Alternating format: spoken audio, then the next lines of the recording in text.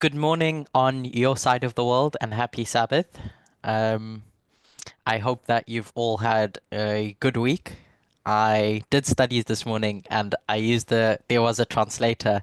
So as I started now, I nearly just instinctively stopped and waited for a translator to come in. So that may just happen as we go along where I just randomly stop because I've just got so used to it. But I pray that our studies together may be beneficial to myself and to the group as a whole. Uh, so let's open with a word of prayer before we begin.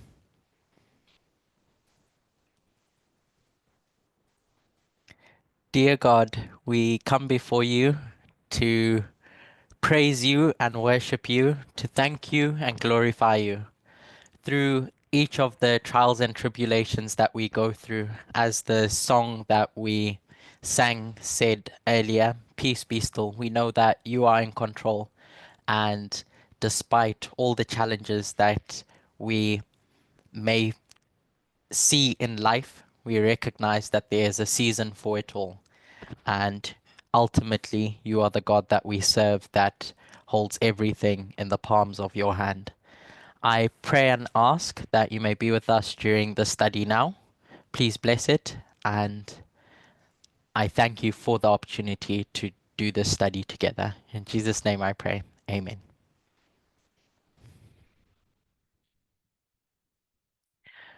So, as a bit of an introduction, my name is Curtis. I haven't met a lot of you, so I just found it fitting to introduce myself. I live in England. I've lived here for a few years now. I'm part of the fellowship group here in the UK. And for I it's approaching a year now, I guess. Like you all, have been studying the we'll call it the Sunday Law message. And when Elder Terry started her studies, I found it beneficial to try and understand things and make sense of things in a way that um, clicked for me, at least. And so in November, I at least publicly shared my thoughts about what my understanding is of the Sunday law, specifically the issues that brought us to the Sunday law. And so for the last few months, starting in February, at least, I've tried to develop those earlier concepts or thoughts that I had. And as time has gone on, at some places I've managed to repeat certain concepts. In other places I've enlarged upon them. But it's all, in my mind, part of this process of trying to unpackage the Sunday Law Waymark. Because in unpackaging that waymark, you get to know more about the issues that are confronting us and the world. Um, when we think about the great controversy, it's not just us that are participating or looking on, if I should say. We are the participants, but there's a wider universe looking at what's taking place here on earth and trying to unpackage what God is doing to bring this great controversy to a close. And so for the last few months, um, at least in my discussions with people, it may seem like a long time to come to a conclusion, but in that time, I think I'll speak for myself at least. I've learned so much more than if I just accepted a date for when the Sunday law was or is. Um, and so Alpamindo will frame it as enjoy the journey, and so I've it's a journey that I've enjoyed at least. So today's discussion study um, is going to be different to a lot of the studies I've done before, and maybe in our second study together, we could go through some of the previous studies that I've done because I'm conscious that not everyone may have kept up with, in inverted commas, the various presentations that I've done at least. But at least for the first part, we'll go through a new or different topic, and see where the road takes us in that. So when we think about how truth develops, how the message grows, we've often used the framework of Boston, Concord, Exeter, to demonstrate or to explain this idea of increasing knowledge or increasing light from when that message arrives. But really, external waymarks work in the same way, that an event or structure is going to arrive at what we would call Boston, and then time is going to go on, and those events are going to grow, and we're going to understand them more. But more specifically, the actors on the world stage are going to manifest their behavior at a more widespread scale. So we're quite used to this repeating pattern of Boston, Concord, Exeter, and then the close of that dispensation. So when events arrive at Boston, as I hope we're all familiar with, those events get unpackaged in a way that brings light or shine light on what's happened here. So Ellen White will frame it as the loud cry. The message internally is going to swell to a loud cry. And the reason why it's swelling is because the external events that are taking place in the world, in the glorious land, are swelling as well. They're getting more visible. So when you get to Concord, you're going to see what took place at Boston in a bit in more visibility. So when we think about this structure and we think about how our line, our one dispensation from 1989 to the second advent is split up into different segments, different sub dispensations, if I can call it that, from 1989 to 2001, 2001 to 2014, etc., etc. We have these segments where a truth is going to arrive, and then it's going to be developed, and it's going to go through the same process over and over and over and over again. I want us to consider, before we tackle our subject today, what that looks like and what that practically means, when we handle prophecy, when we handle our study of end time events. So in 1989, we could be standing here, and we're in this dispensation between 1989 and 2001. And Elder Jeff is going to stand up and he's going to create models, to understand the end of the world. But Ellen White gives a nice way of understanding how this truth is going to develop and how it's going to be understood. Any truth that is going to open up, I'm going to call that truth prophecy. So in 2SM 102 paragraph 1, I'll just paste that in the chat. She's going to define what prophecy is. It's a quote that we should all be familiar with, that we are familiar with, I'd hope, where she's going to define what prophecy is. And I'll read snippets of this and then just comment on them. So she says that there are those now living, so there's people in her time at some point in history who are living, who, in studying the prophecies of Daniel and John, received great light from God as they passed over the ground where special prophecies were in the process of fulfillment in their order.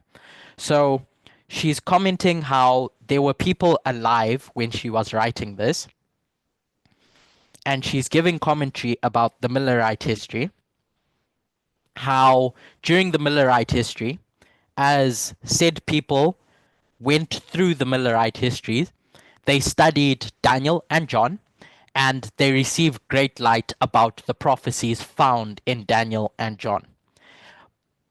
But they could only receive that great light about said prophecies as they passed over the ground when those prophecies were being fulfilled in their order. So they're standing at this point, and they couldn't receive the great light before they passed over the ground. They had to be passing over the ground when the prophecies were fulfilling in their order. The historical events were being set before the people. And in experiencing those things, they could get the great light about them. So, what I want to consider in this paragraph is something that I've referenced in previous studies, kind of. I've touched on. But I want to use it as a launching pad for what we're going to end up discussing today.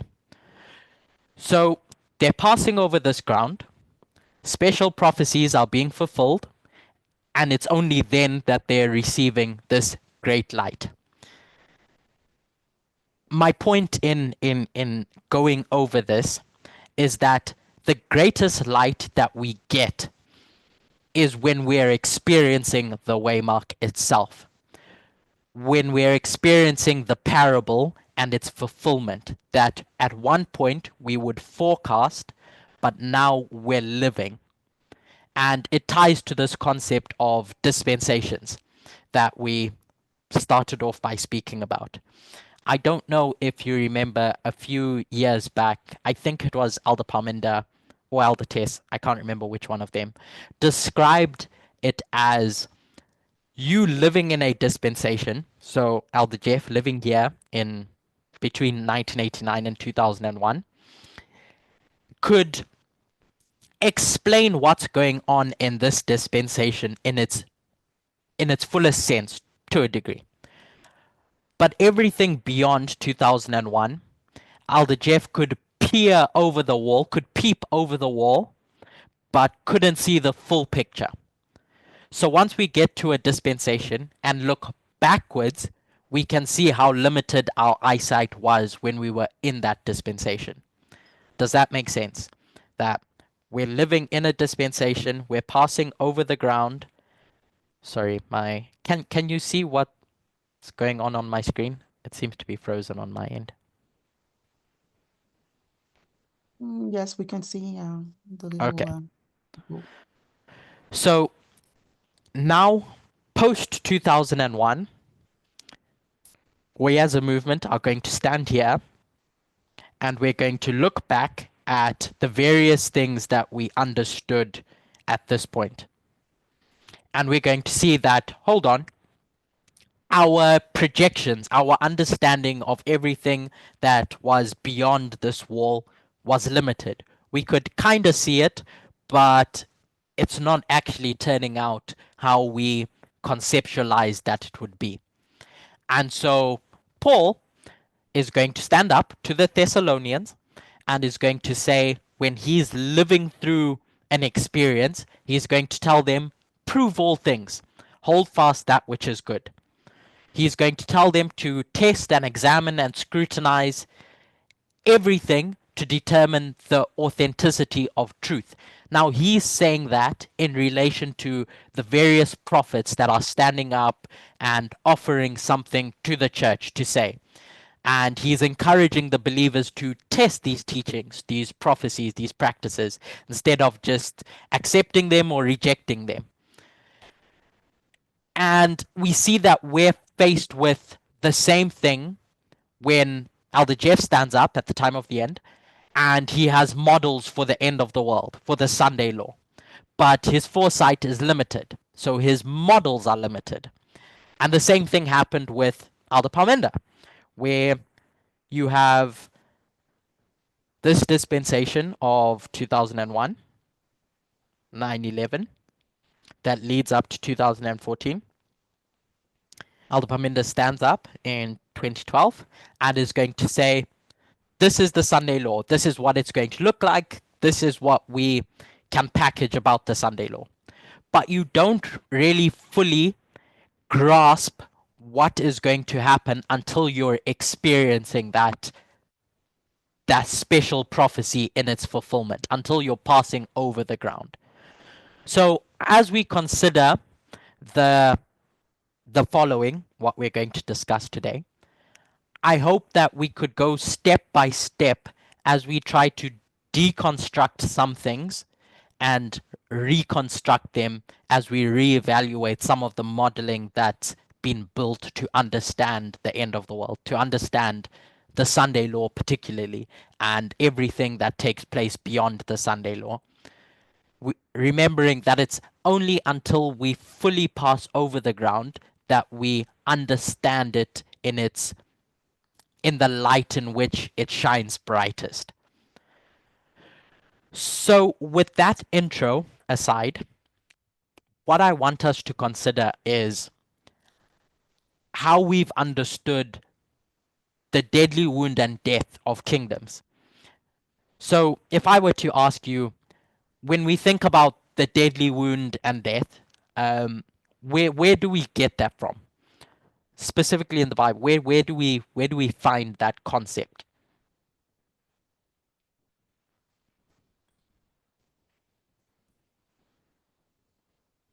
If you don't know the specific verse, then point to the chapter or the book, and then we can zone in on it. It's in relation to the papacy. There's a hint.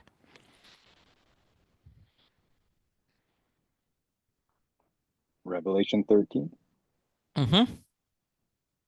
So in Revelation 13, we have this commentary about the beast with various heads, and one of its heads is wounded to death, and his deadly wound ends up getting healed.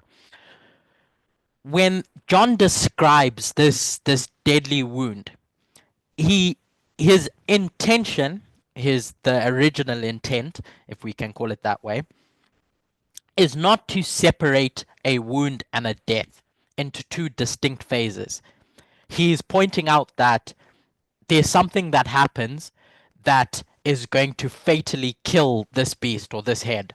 It's a wound that is fatal. It's dead in that moment. So if John is going to say that this is one event, Ellen White gives commentary on this thing and she describes it as a fatal wound. Where do we get this distinction or this concept of a wound and then a death? So John, originally, wound, death, same thing. There's no distinction. It's a deadly wound. Where do we get this idea of wound and then death? Where did we get that from? Does anyone remember? Is that the Pope prior to 1798? So that's the historical framework, but like we've got a verse that says that it's a point in time, but now we have this idea that it's two concepts, a wound and then a death. So I'm not looking for the when it happened. Like biblically, what's our argument? Who taught this? Where did it come from? Why do we believe this if John says that it's one thing?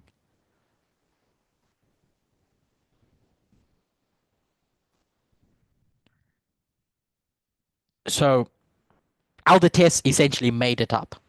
It's not something that exists structurally in the verses. It's not anything that Ellen White says that you have a wound first and then a death. She creates this framework. She creates this structure, Aldertes. So the Bible says one thing, and then Aldertes, living, seeing the world around her, makes up a pattern to explain it. And we have precedents for doing this, that you make up something to explain the experience that you're living. That precedence is Daniel 11 verse 40. The verse says one thing, that there's a time of the end, one time of the end. where the king of the south is going to push, then the king of the north is going to retaliate, and all of that is packaged into one time of the end. That's the original intent. And the Millerites understood that. That was Lich's commentary on Daniel 11, verse 40. And then we come along and we look at where we are, we look at the past that we've trod, and we make up to time of the end, because it's a model that we're going to use to explain our history. So we go from something that the verse says, and then we break it apart from its original intent and make up a framework that is going to explain our experience better. And we can do this.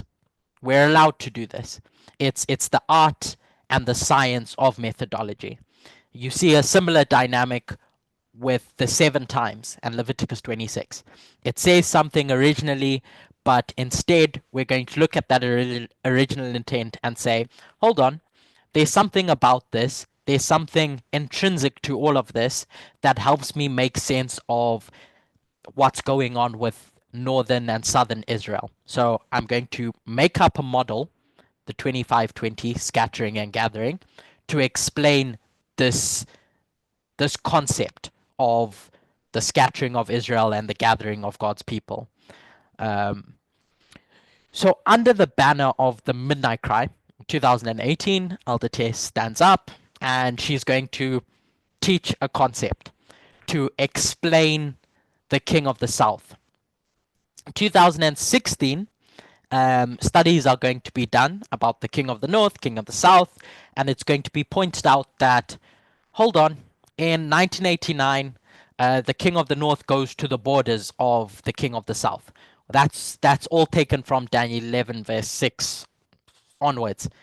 And that story about Ptolemy, Antiochus, etc., etc. But Elder Tess is going to look back at that history and say, hold on, the King of the South died. It didn't just get strangulated and ends up living. You could say that the King of the South died for sure. And so she's going to split the time of the end into 2 waymarks, 1989 and 1991.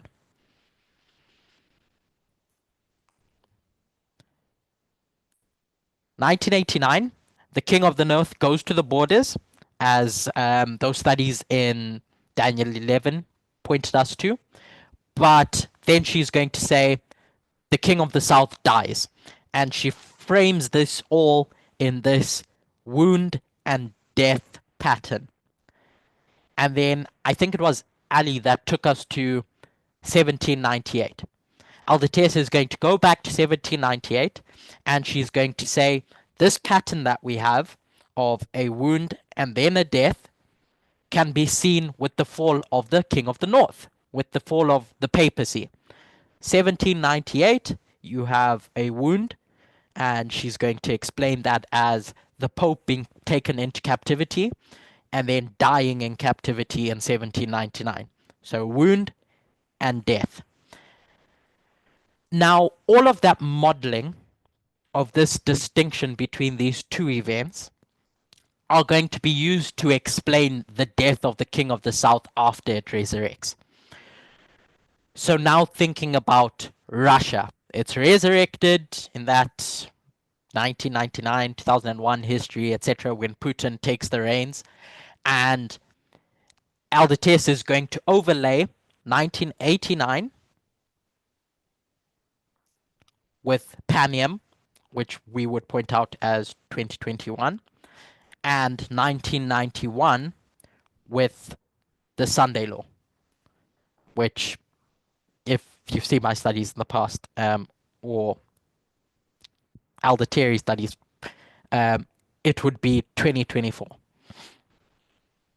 So in this pattern, where you have 1989, the wound, 2021 becomes the wound,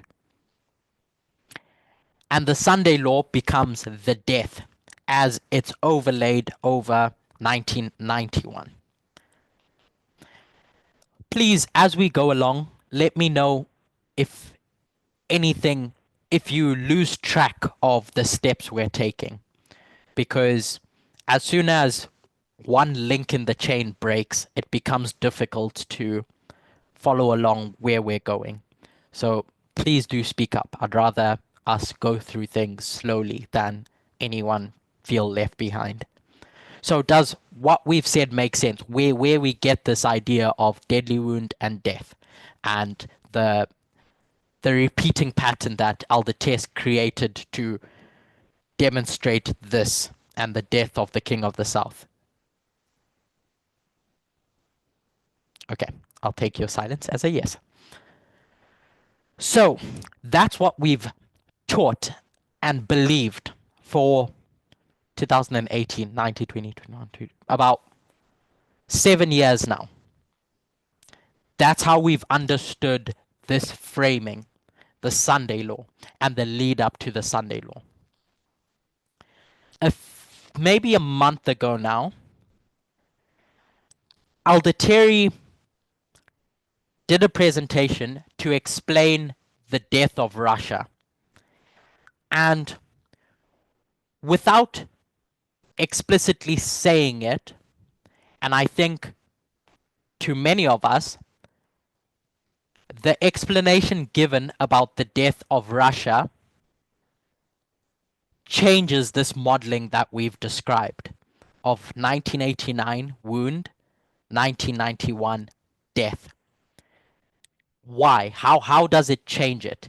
So before I share my thoughts, how do you think, if you've been watching Alderterry's studies, her explanation about the death of the King of the South is in tension with this modeling that we've had for 7 years?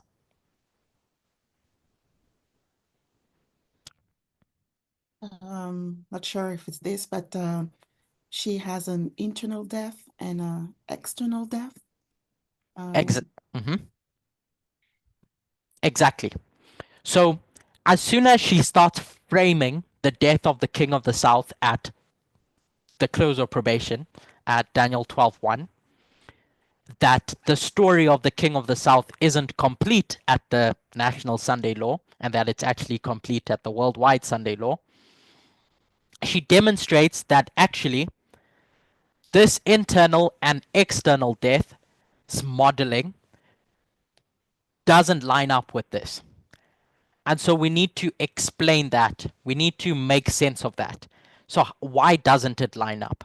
Because she's going to say that at Daniel 12:1, Russia, the King of the South, as Katya pointed out, the external death is going to reach its culmination. And that would line up with 1991 in that framework. What she points out as the internal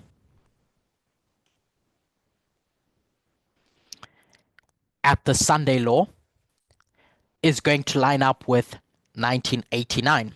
She never overlaid this framework in this way, but if you are familiar with what took place in 1989 and 1991, this is what that framework leads to.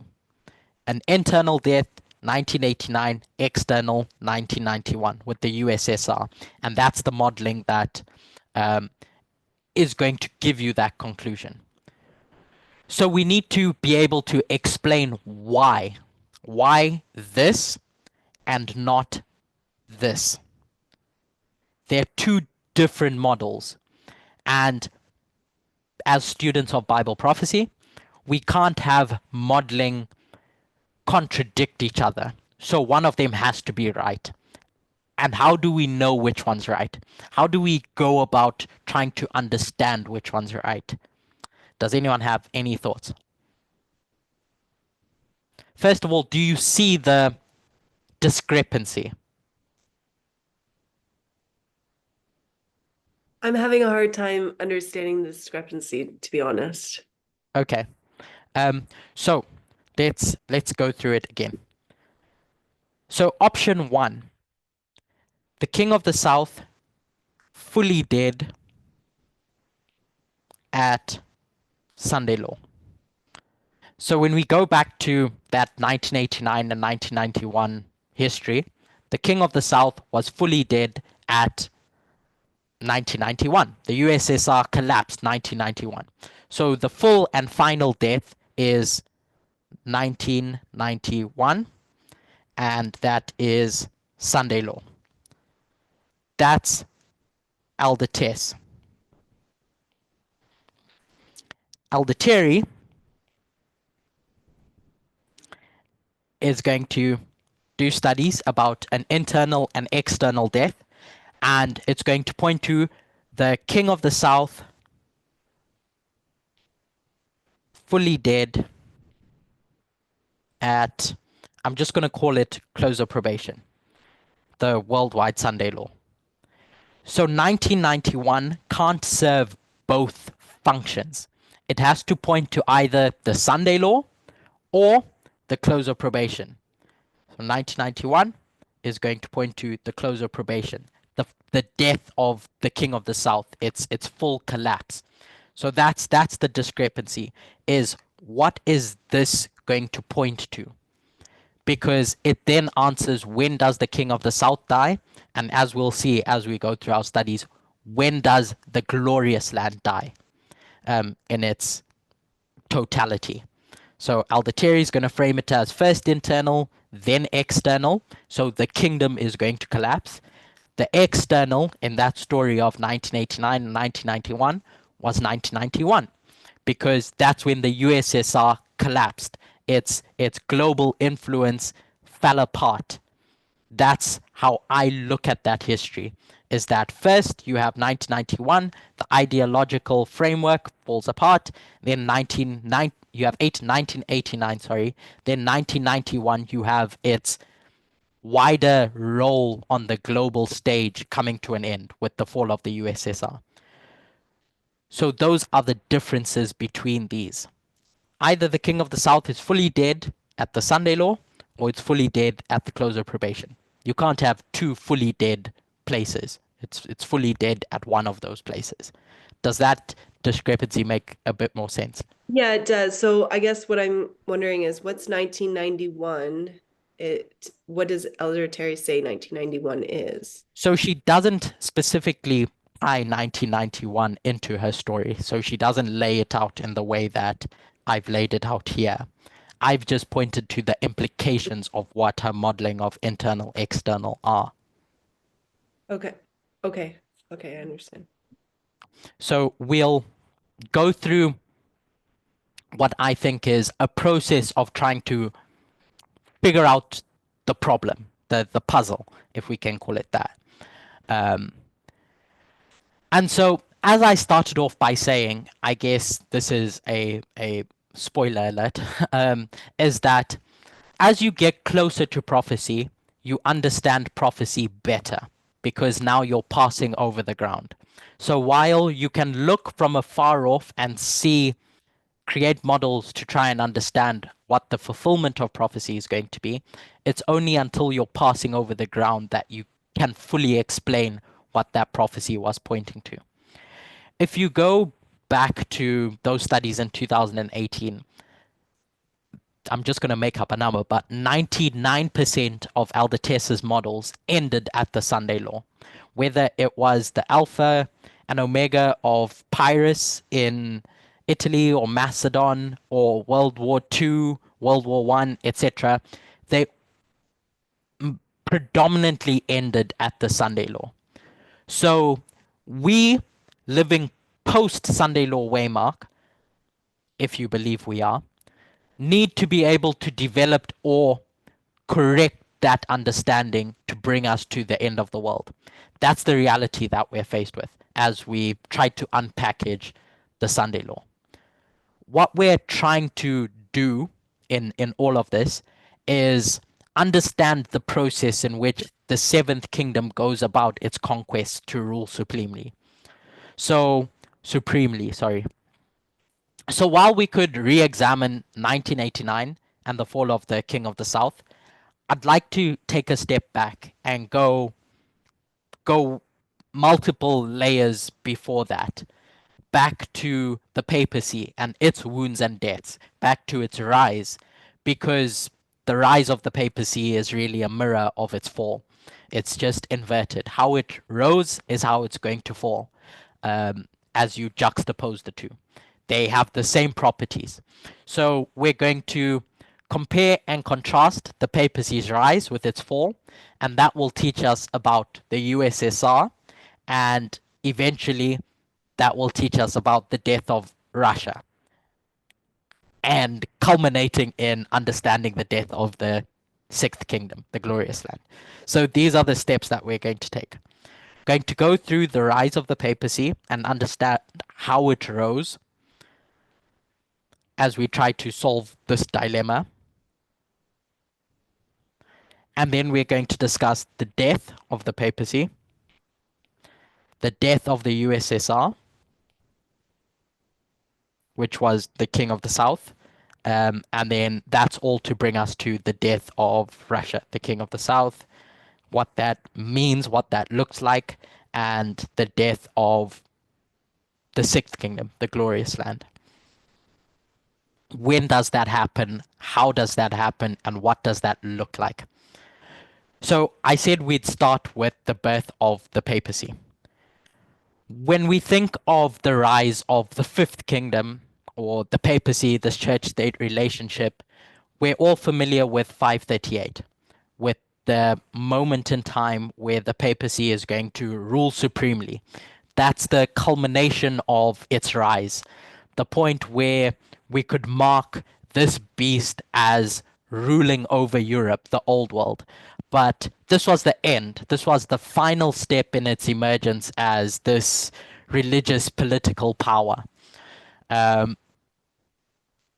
So if I were to ask what took place in 538 specifically, like why 538 out of all the years in that history, why 538 that marked what we understand as the Fifth Kingdom established?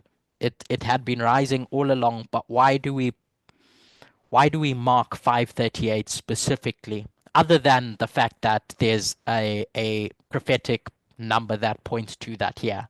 But what's happening in that year that says, okay, now the Fifth Kingdom is established and going to rule supremely?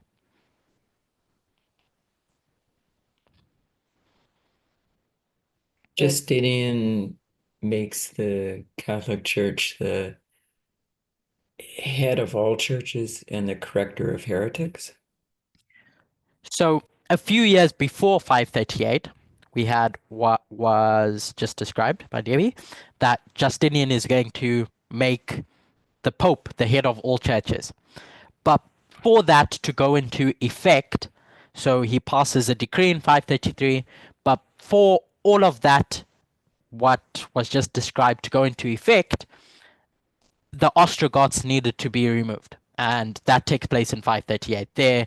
They had ruled over Rome, and they eventually are the last of the three horns that get plucked up, and now this beast can rule supremely. It's at this point that the state could back the church without a restraining force. So what we're identifying in this 538 period is this relationship between the church, the papacy, and the kings of Europe being able to do their work. It's external facing. It's now they're going to rule from their seat in Rome, and they're going to have an influence over the wider regions of Europe. It's outside that internal papal system. It's related to the beast's relationship with the world and how it functioned in relation to the outside world. That union between the papacy and the state are now going to have influence at a global scale. Global meaning the old world, Europe. But before we got to this final point, the culmination of this work, as was pointed out, Justinian had to give his decree. He had to pass something before this beast could exercise power outwardly. If we think about entities and kingdoms and how they rule externally, something needs to take place back at home. And that's what was described in Justinian's decree. The papacy needed to sort out its house, if you can call it that, internally. They tell you if you're going to change the world, then you need to sort your affairs out at home first. So the papacy needed to secure its own throne, it needed to unify its doctrines, remove opposition, it needed to really gain control over the religious body of the old world. There were different belief systems, but there was this recognition that this decentralized system of worship wouldn't work if it were to try and rule the old world, Europe. A divided body cannot rule, so the saying goes. So before this external rule, there needed to be an internal step that took place. So 538 I'm going to describe as external because now it has influence externally, and 533 as internal because its rise is related to the dogma and the doctrine with the churches. When Justinian declares the bishop the head of all churches, this is giving the papacy recognition with regards to religion, ideology amongst the churches, but it doesn't have the freedom to act yet. It's the consolidation of this years of process where the papacy is going to bring together their belief system, their influence, their spiritual dominance, etc., in preparation for what's going to happen externally. So I'm going backwards. So starting with the end goal and then going backwards to see this process and how it took place. Justinian passes his decree in what was described, and it's a turning point for the internal structure of Christianity, because Christianity was pretty fragmented across Europe. There was decentralized churches who could have their own beliefs, and that was really the Arian controversy that took place between the three kingdoms. They had Arian beliefs, which means that they had a different conception of the relationship between Jesus and God. And for that to be squashed, Justinian had to bring together all these decentralized churches, belief systems, and say the Pope is now going to be the interpreter of your moral dogma. He's going to say what flies, what is truth. It's going to be the centralized spiritual authority. And if in doing that, Justinian elevated the Roman Church above everyone else in regards to the church. So when I say internally, what I'm talking about is that the fact that this system that's being created is becoming functionally united and operational within itself before it can have influence outside. Does that make sense? This distinction between internal and external, the work that's going to happen internally before it can work externally. I like your use of the word system in Mhm. describing that, Curtis. Yeah. Yes, thanks. So the system needs to consolidate its ideology first, because if you go to the world and want to rule the world and your ideology isn't grounded, then you're not really going to do much work. So that system's ideology is first established, and then it can get power to rule externally, which is what happens in 538. So now when we think about this internal rise and internal rise, we know that before this can happen, there's always a shift, a turning point in history that sets all this in motion. And that shift doesn't look exactly like what's going to come, but it's a harbinger, so to speak. It is the moment that signals that, hold on, the world is changing. There's a new world order that's coming. there's a trajectory that we've been on as society, and that trajectory is changing. Ellen White will frame this kind of moment as an agitation. She is speaking about the Sunday law, and she frames it as before the Sunday law, there's going to be an agitation of the Sunday law. There's going to be a movement beneath the surface that begins unsettling the old order or preparing the way for something new. So it's a predictor of sorts. Agitation, predictor, to set the stage for what's coming. So when we talk about the rise of the papacy, and this being the culmination, 538 is when now the kings of Europe are going to have the freedom to support the papacy with no resistance. So when we go back and think of at what point do we see that this is a new world order that's taking hold of the old world?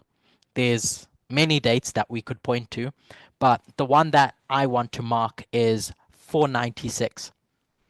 This was when Clovis, he was the king of the Franks, modern day France. He is going to abandon paganism and he's going to be baptized into Roman Catholicism.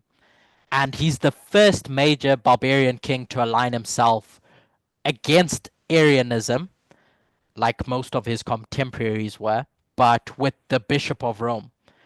And so the church moves, the papacy moves from being surrounded by all these enemies, these Arian enemies and barbarian nations, to having a political sword by its side. So once Clovis converts, it's not that the papacy has risen, but you can see that something is changing with regards to the relationship between the church, the papacy, and the kings. This first one acts as an agitation, that the world order that we knew is reaching a turning point. It's the moment when Rome's favor with the kings of the earth really begins. And from this point, the church just grows, not just as a spiritual authority, but as this political institution. So before 533 and 538, before any legal authority and civil dominance, there was this agitation when the first child of France, the first child of the papacy, France, Clovis, the Franks, bowed to the church. It's the first domino in this process. That's how prophetic systems rise, or kingdoms. But that's also how they fall. There's an agitation, something happens internally, and then something can happen that gives them the influence externally. In this story, it's Clovis giving his allegiance to support the papacy through conversion, and the framing is that France are going to cite with relation to their relationship with the church is that, as I said, France is the eldest daughter of the church, and this comes from this conversion of Clovis. We see him and France in turn at the beginning, and we see them at the end, which we're going to go to next. So, agitation, internal, in this case, coronation, if you can call it that. I didn't know what other term to give it. And then an external rule supremely. So that was the rise. Let's consider the fall of the papacy. So we have to invert all these things. This agitation, this internal rise, this external rule, because now we're talking about the fall. And like a mirror, you have to look at the opposite. It's the same thing, but inverted. I'm not sure how many people were around in 2016 when those initial studies about the King of the North and the King of the South were taking place. If you were, as we go through this, I'd love to hear your thoughts about if you remember the steps that we took to establish Raphia and Panium, and more specifically, the history surrounding Raphia and Panium, because it's in this story of Daniel 11, that's the clue, that we can see this same framework of an agitation, internal, external, and etc. So I'm going to go to Daniel 11, verse 16. So I'm going to start again from the back. If you remember, where did we place Daniel 11, verse 16? So I'll read it. But he that cometh against him shall do according to his own will, and none shall stand before him. And I guess this is the giveaway. And he, Rome, shall stand in the glorious land, which by his hand shall be consumed. Where did we line that up with? So historically, this was Rome going into Judea, Pompey going into Judea, consuming the glorious land. What did we line that up with in our history? It's in the words, The Sunday law. the Sunday law, because that's when Rome is going into the glorious land. And now taking a step back, verse 11 is going to talk about the king of the north coming against the king of the south, and the king of the south is not able to withstand. Battle of Panium,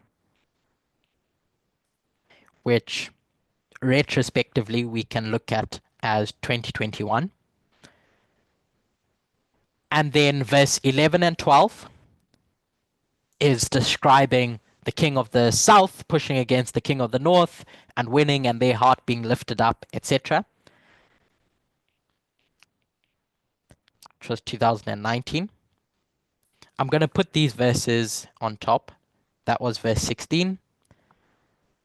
That was verse 15, I think. And then this was verse 11/12, etc. Verse 10, his sons, the king of the north sons, are going to assemble a multitude of great forces, and one shall certainly come and overflow and pass through. Then shall he return and be stirred up, even to his fortress. So the wording in that verse should give us some hints as to where this points to. 1989, the time of the end, where the king of the north goes to the borders, to the fortress of the king of the south. But it's here that I want us to focus. I just wanted to remind us of where we get this framing from.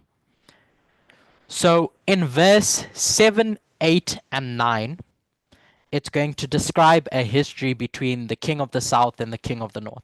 The king of the south is going to essentially kill the king of the north. And we lined that up with 1798.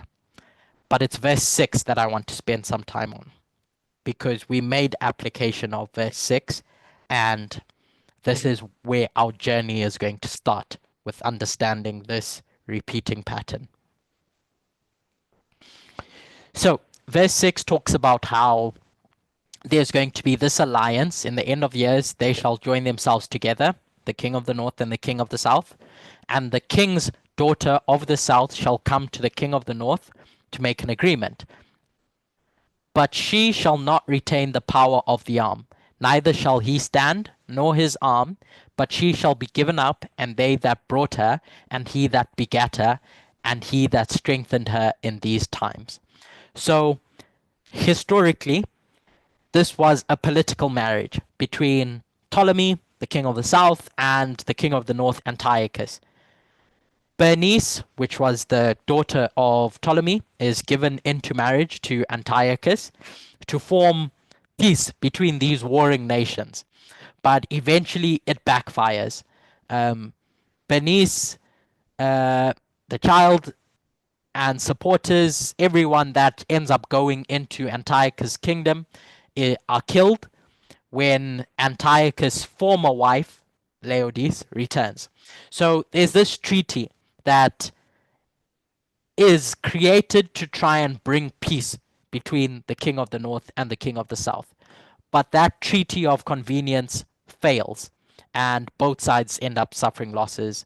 But this alliance is made through the giving of something, but it ends up resulting in what we associated with 1798, with the king of the south coming to take revenge and then destroying the king of the north, essentially.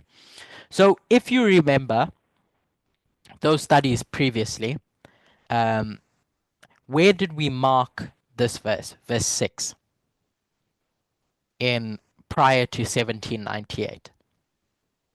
So before you get to the moment that the king of the south enters into the fortress of the king of the north, and takes them captive, there was this treaty. Does anyone remember? I didn't until a friend pointed it out to me. So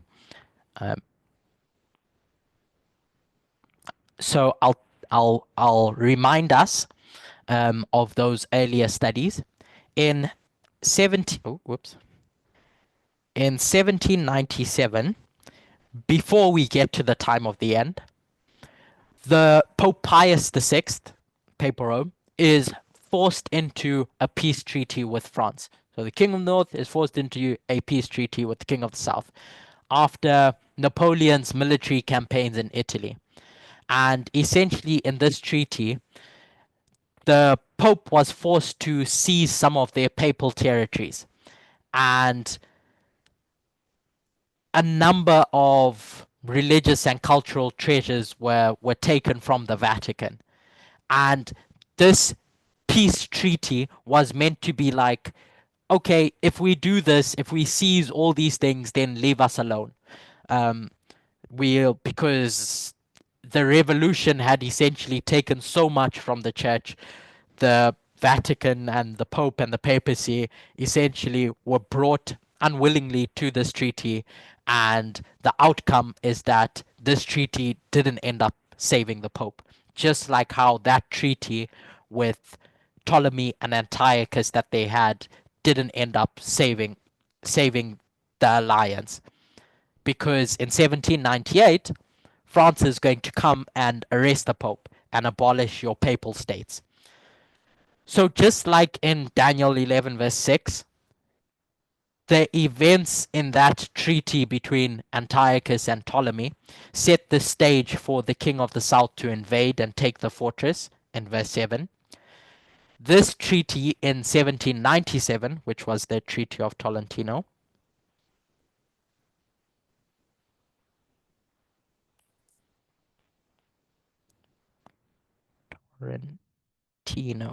I hope I spelled that correctly, sets the stage for France to come a year later to the stronghold of the papacy in 1798.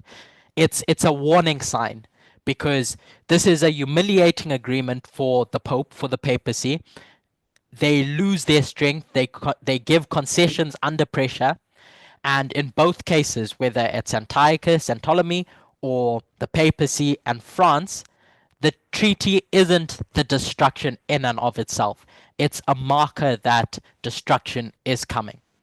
It's the moment when the king of the north compromises, hoping to survive, but in this case at least, but the underlying power dynamic shifts between the two, and it's an agitation. The tide is turning.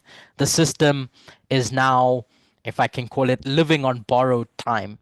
So if we were to think of it in that relationship between wound and death, it's a wound to the order that the king of the north felt they had, that existed in that 1260 years. But before it can reach its full death, there's something that needs to agitate it, to precede it, to show us what's to come. So once you have that with the Treaty of Tolentino, here, 1797,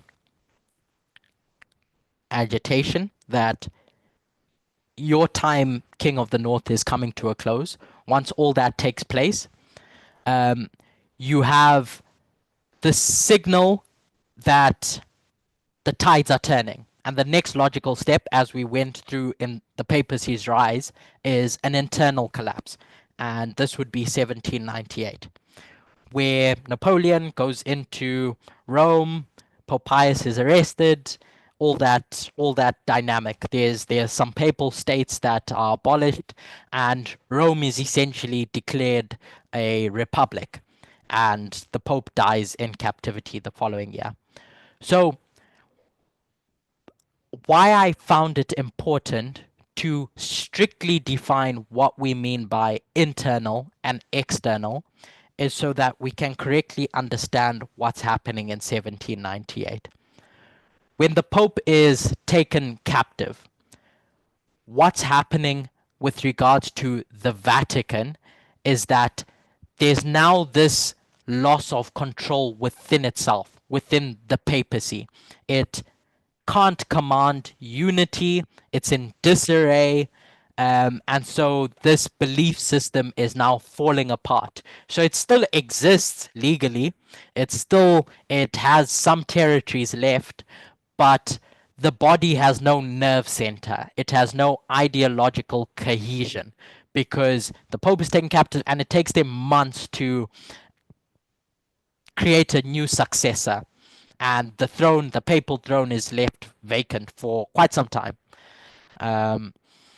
And this trend, this internal collapse within the papal system is going to precede its wider loss of control. Do these two events and their relationship make sense? First, you have the agitation, this treaty between France, Napoleon, and the papacy, which ends up not serving or helping the papacy because a year later, Napoleon's going to come and backstab the Pope and say, actually, I'm not content with everything and I want you in my prison and I want your papal states to be abolished.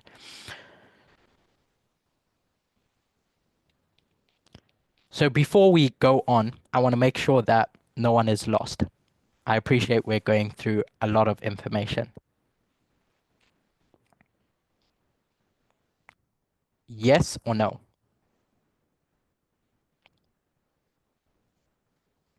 Okay. Yes. Okay, fine. Sorry, can I get a time check, Katya? Yes, you still have 20 minutes. Okay, great. So after 1798, the papacy's collapse starts to accelerate. You have it crippled in 1798, but as time goes on, you get to 1809, and now the remaining papal states are going to get annexed by Napoleon, and it's going to strip the Pope of all territory that they had up until that point. The church, once crowned with civil dominion in that 1260, now has virtually no political power. It has no land, and that old system is reaching its conclusion. So Elder Tess will frame the death of the papacy in 1799 with regards to the Pope dying in captivity. But if we can separate Pope Pius from the papacy and try to see what was happening with the papacy, this story doesn't end in 1799 when the Pope is killed, because they just appoint a new Pope a few months later, but the papacy still has grandiose ideas of their place in the world. It tries to rise up again in 1815. Napoleon is defeated at Waterloo, and the Congress of Vienna restores various monarchies across Europe. And Pope Pius VII is reinstated as having control over the papal states. This was an attempt made to revive that old system. It was called, I'm not even going to try and pronounce it. Katya, maybe you can help me with your French. Ancien régime. Ancien régime. Yeah, you said it well. Ancien Okay. régime.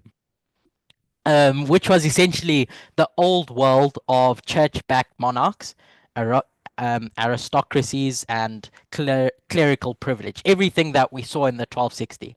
They tried to revive this system in 1815, but this final attempt ends up collapsing because in 1816, under pressure from foreign powers and the French people, King Louis the 18th, I think it was, essentially dissolves this attempt to bring back this old system, this ancient regime that they had.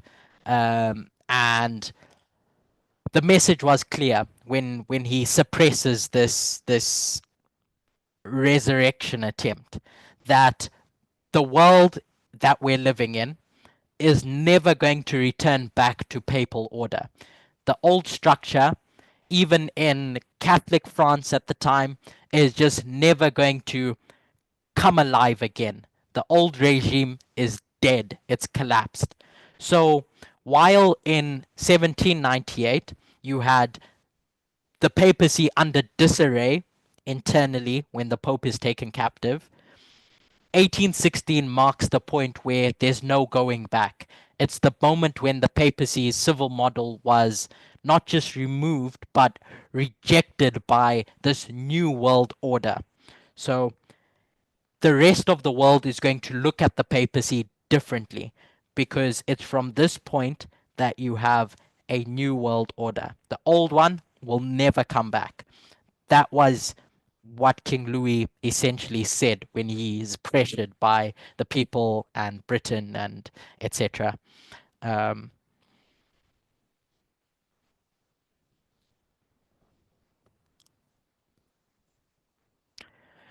so at this point, there's a new world order. The old world order is dead. We've considered the rise of the papacy and its fall, and essentially this is the structure that I want to take with us as we go to the USSR and Russia now. Is that first you have an agitation that something is about to take place. We've reached a turning point where the tides are sweeping this ideological rise to mean that what comes next is going to happen. It's a prediction. So you have an agitation. In the case of a kingdom's fall, you could call it a wound. And after that agitation, there's an internal collapse related to the ideology of the system. The system loses its ability to govern, to maintain control in and of itself within, and it collapses, it implodes, and it starts breaking apart. And once you have that, it comes to its knees. It comes to its external death. The system is publicly either removed, dissolved, or more specifically, it doesn't have a presence on the world stage anymore. It's stripped of its recognition in the eyes of the world.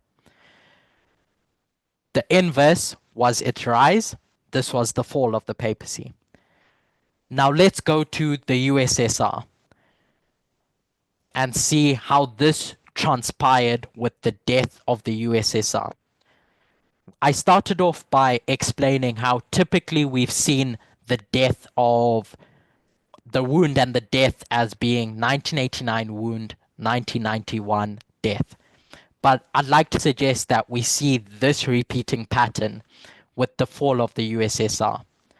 And there's a quote, I don't know who it's from or who it's by, that says a great civilization is not conquered from without, so it's not conquered around itself externally until it's destroyed itself from within. So before you could have this, the collapse of a civilization, a great civilization or a kingdom in the eyes of the world, it first destroys itself from within, where the wound or the agitation marks the prediction or the turning point where that system's going to crumble. It's the beginning of the end, if you can call it that. So what happened with the USSR? What happened with Russia? At what point could we say, oh yeah, 1989 is coming. The Soviet Union is going to collapse? We trace this 10-year period prior to the time of the end, prior to 1989, as starting in 1979. Because at that time, the Soviet Union invades Afghanistan to support a struggling pro-Soviet communist regime.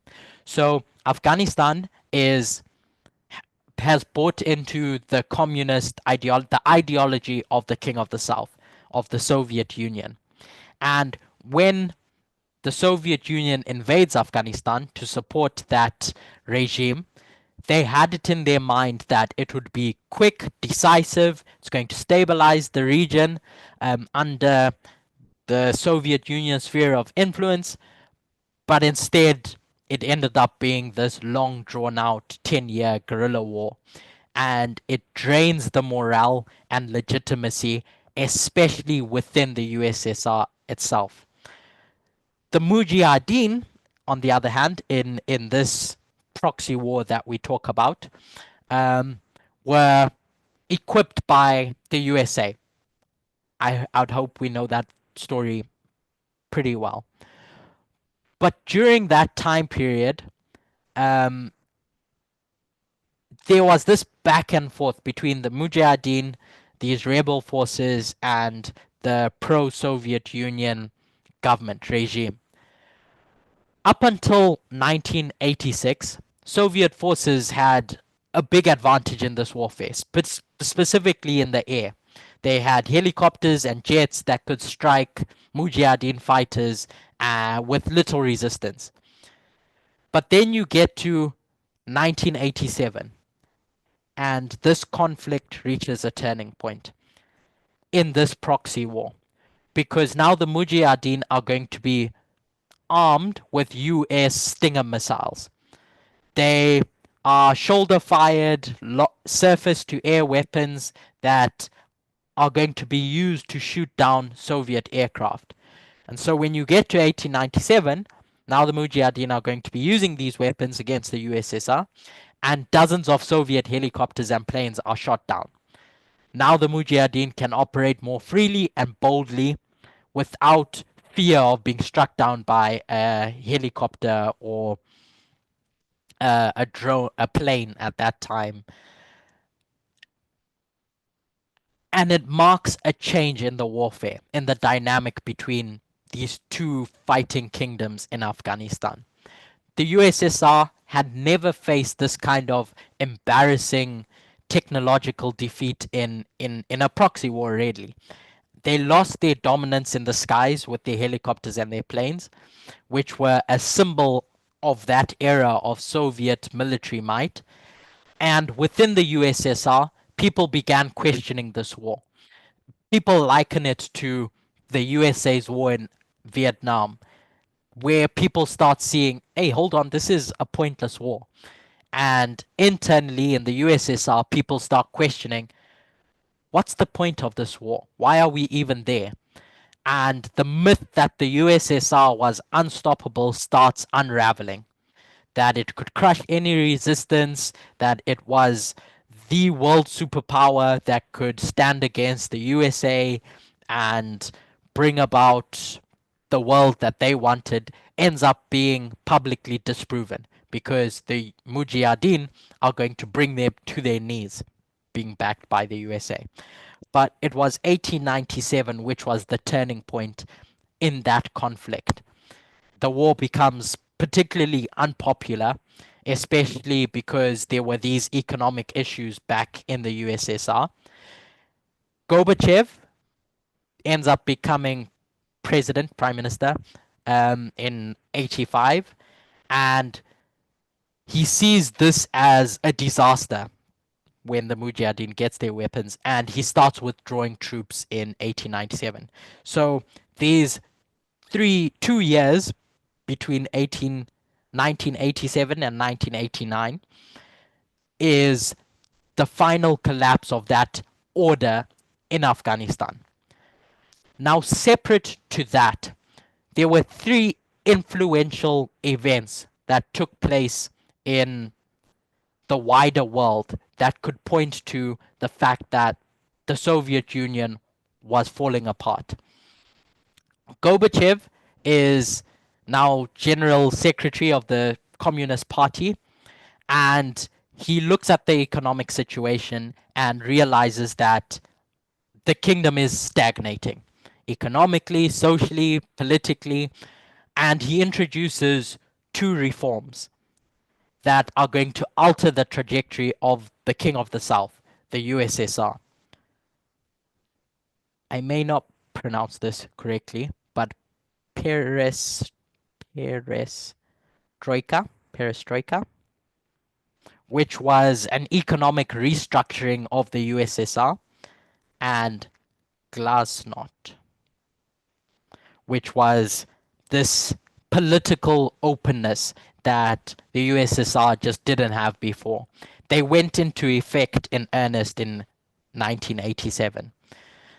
Gorbachev's aims were to rebuild trust in the Soviet system because he wanted more freedom of expression and freedom of the press.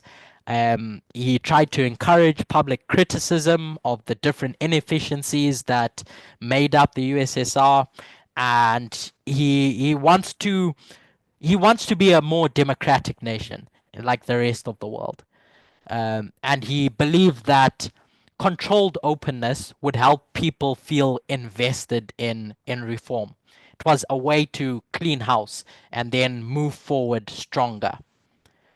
But what ends up happening is that the truths that had been suppressed for all those years end up just flooding out. And so citizens learn more about the man-made famines in Ukraine. They learn more about Stalin's mass executions.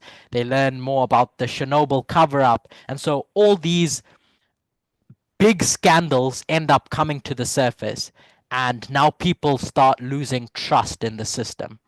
The USSR had built its identity on being the righteous alternative to Western powers. But glasnost, this openness, revealed that the Soviet system had lied. It had hidden atrocities, it betrayed its own people, and now people just stopped believing in the system, in everything that had been fed to them. People began asking the question, if I've been lied to for these 70 years, then what else isn't true? Why should I believe in this system? So you have, in 1987, you have glasnost, which now opens up a can of worms where all these lies or that had been suppressed get flooded out. You have the Soviet Union reaching its turning point in Afghanistan and the war coming under question, and perestroika, which was Gorbachev's attempts to reform the Soviet economy because it was inefficient, it was corrupt, it lacked innovation, etc., etc. And so he tries to kind of make a blend of socialism and capitalism. He didn't want to end communism. He tried to save it by reforming it. And this hybrid system that he comes up with ends up backfiring because it exposes how fragile communism actually was. Um, and the last thing that takes place in 1987, is Ronald Reagan's speech. His infamous speech on June 12th, where he travels to West Berlin and he stands near the Berlin Wall that had stood since 1961 as a symbol of Soviet oppression and this division that you have between Europe and the Soviet Union, really. He stands up on that podium and he shouts out to Gorbachev, tear down this wall. And 2 years later, that wall comes down. It was a challenge to Gorbachev to back his reforms that he had started putting in place with action, to stop talking about freedom and actually remove those barriers that symbolize the dictatorship that the USSR had. When Reagan gave that speech, interestingly enough, people looked to it and thought, this is unrealistic. This could never happen. But 2 years later, it happened. This prediction that Reagan gives ends up being fulfilled. So 1890, I keep saying 1897, 1987, with all these various things taking place, the political climate that the USSR was in ends up forming an agitation for what's to come. It's a wound to the system that had risen.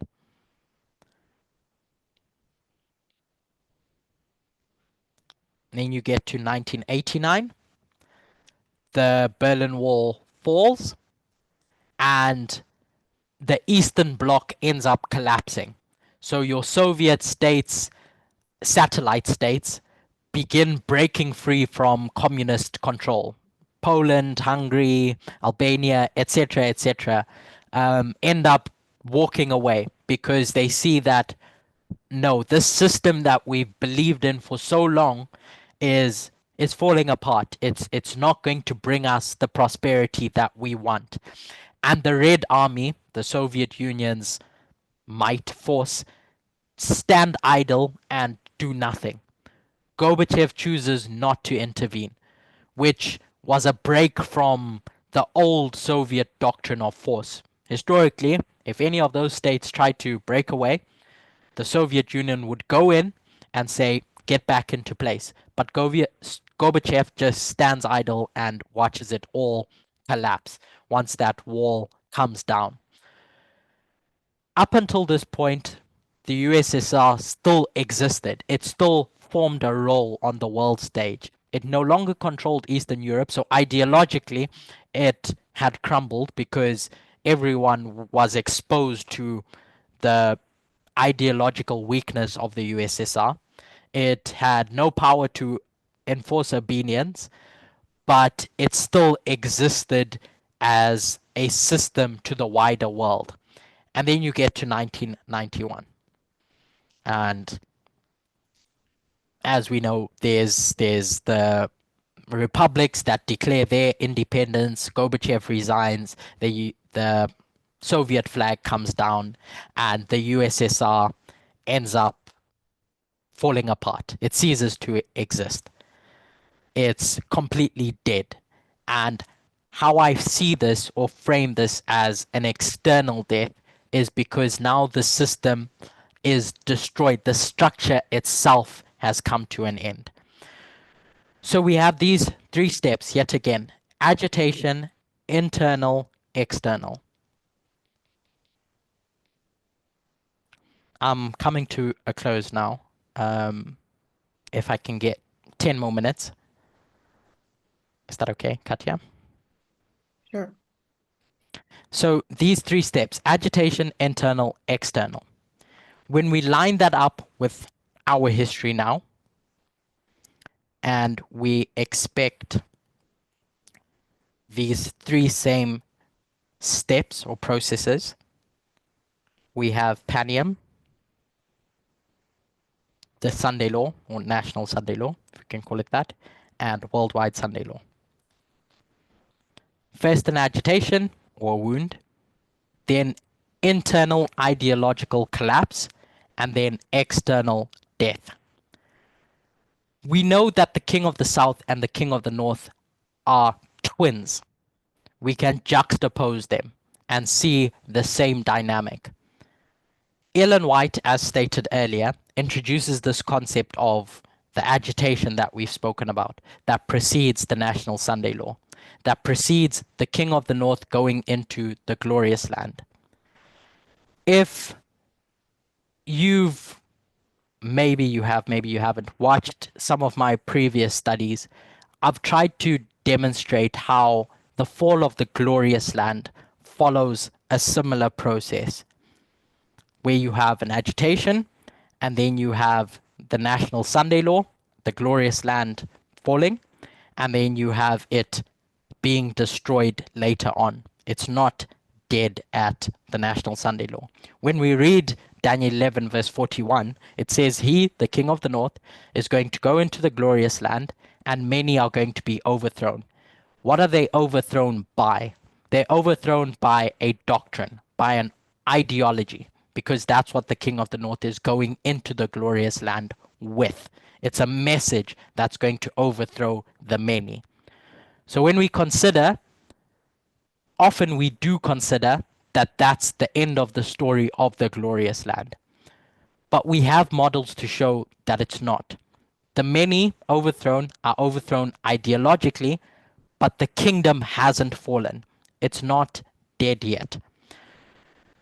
So in those studies, when I look at Babylon and the rise of Babylon,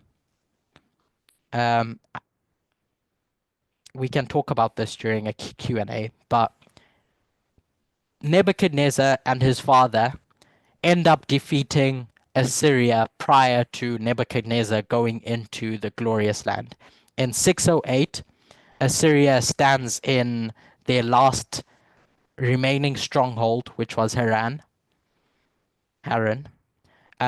which in those studies I lined up with Panium. For time, I'm not going to explain why, but essentially Assyria is defeated, and now the world can look and see this empire is falling. So someone's going to fill this vacuum, and Babylon, the rising power, is the likely candidate. So this acts as your agitation, your predictor that what's coming is a kingdom that's going to take over the glorious land. Assyria had been the dominating force in the glorious land. In Judea, they installed a king there after Josiah is killed. I think he was killed in 608 as well, in Megiddo. And one could see that once Babylon comes, they're going to take over these satellite states.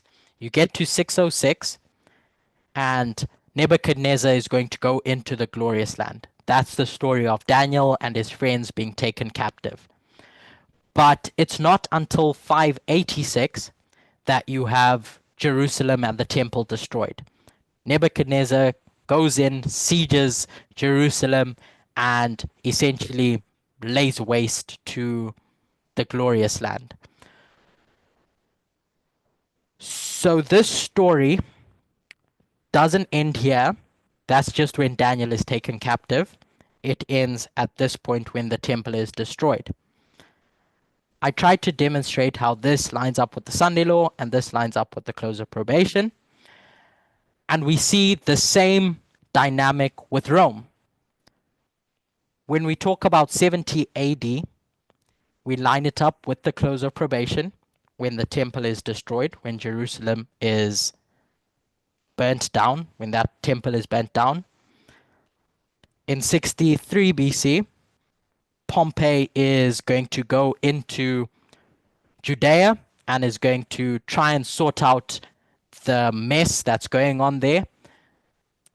The Maccabean revolt takes place prior to that, and Israel called to Rome to try and sort out this mess, and they end up forming an alliance in 166 BC. So this story of Rome's relationship with Judah follows this same pattern. There's an alliance, like the king of the north and the king of the south, between Israel, the glorious land, and Rome. That alliance ends up hurting the glorious land, because in 63 BC, Pompey is going to come in and essentially enter into the glorious land, and that's where we have now Rome ruling over with its king that it installs, and etc. And then eventually Jerusalem is destroyed by Rome a few years later.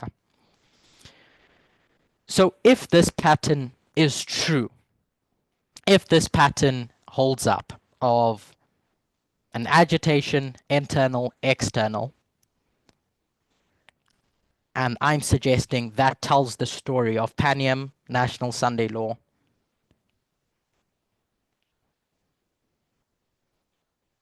worldwide Sunday law at the close of probation, then the work of the king of the north against the sixth kingdom, the glorious land, hasn't ended.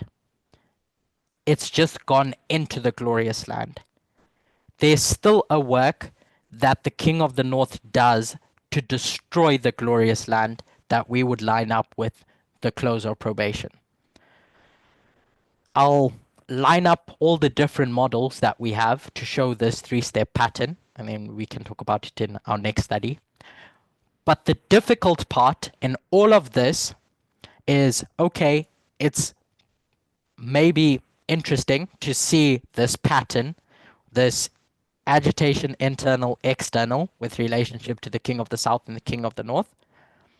The hard part for myself, for yourselves, for any teacher, is if this is true, we have to go back to all of Aldertessa's models that she had that pointed to the death at the Sunday law and make sense of them. The primary ones being Pyrrhus and the worldwide Sunday law. Because in prophecy, when you have parables, they can't be in tension with each other. Either one is right and one is wrong, or you have to correct the one you think is wrong and make it make sense. But that's a job for another day. So we've gone through a lot, I know, and every time I do this, I apologize, but I end up doing the same thing. So I don't know what to make of that. But the point that I wanted to demonstrate is that either we need to reevaluate our conception of this deadly wound and death, because now it's going to affect our understanding of where kingdoms die and where kingdoms rule supremely, or everything that we're teaching, everything that Elder Tess is teaching about the death of the king of the south, everything that I'm trying to teach and demonstrate about the glorious land and the sixth kingdom and the king of the north is wrong and doesn't make sense, or we need to go back and refine or correct those models that Elder Tess created, essentially. My defense of what we've gone through today in breaking it up into 3 steps as opposed to 2 steps and understanding 1989 and 1991 is that you don't fully understand or see prophecy being fulfilled until you're passing over the ground. And so we can unpackage this in our next study a bit more slowly, but I wanted to go through each of those histories to demonstrate this repeating pattern so we can know when something dies, what exactly are we saying? What is dying specifically? So when that thing does die, we can more fully understand what we're looking for, because we can point to the Sunday law, in my case 2024, and say the king of the south died internally, but what does that mean, and what does that mean for the external death of the king of the south at the worldwide Sunday law, and etc. So I believe we will have a break and then we can come back later, but I'll close with a word of prayer for now.